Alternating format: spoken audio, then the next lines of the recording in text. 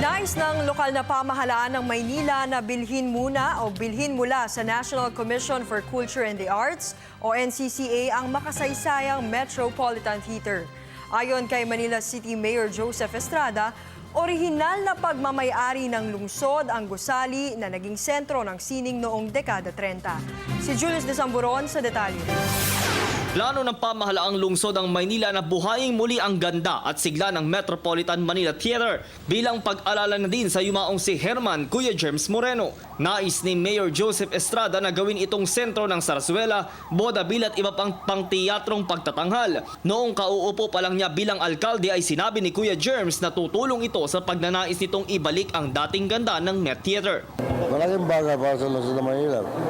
Para yung kultura ng Maynila, kultura ng Pilipinas ay may manatili sa ating mga kabataan.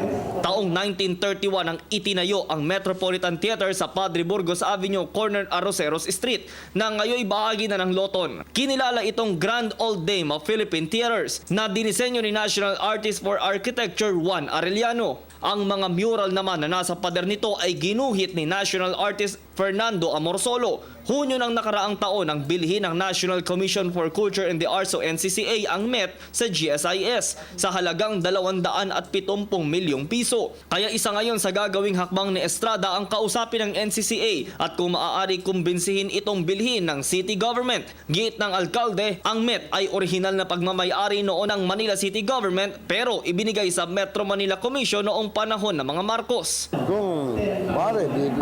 Kung magkano pagkabili nila, babayaran namin. Sapagkat yan ay talagang pag-aari ng lungsod ng Maynila. At sakaling mapasakamay muli ng Manila LGU ang Metropolitan Theater, kanila itong bubuksan at pagagandahin upang magamit ng mga mag-aaral dito sa Maynila at maging sa iba pang panig ng bansa. Susubukan din nilang mapapayag ang National Historical Commission na maibalik ang Met sa kanila o di kaya sa ilalim ng government-to-government joint venture. Para sa Telebisyon ng Bayan, ako si Julius D. Samburon.